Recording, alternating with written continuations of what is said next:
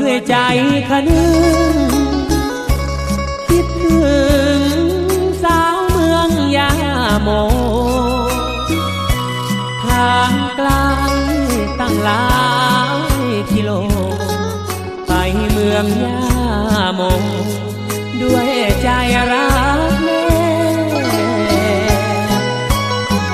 ผ่านน้องแค่และเห็นหินก้อนแสนมองเหลือเกินดวงแดงเคยปวดร้าวเพราะสาวน้องแค่เจ้าพัน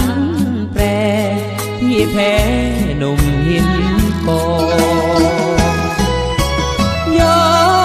นทิ้งความเศร้าที่ช่องเขาทางเข้าปากช่องหลงป่าจนไม่อยากมองเห็น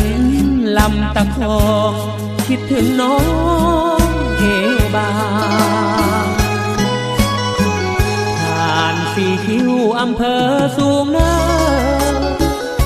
มองเพลินเหมือนดังเดินเนื้อนารถทัวร์เล่นถึง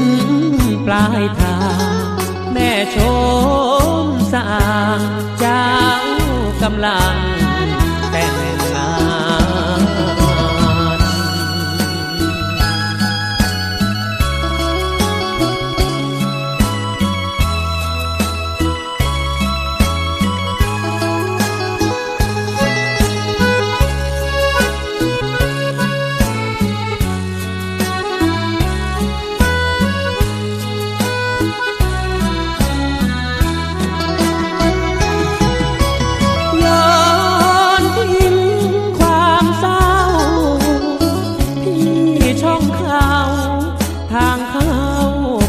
ช่อง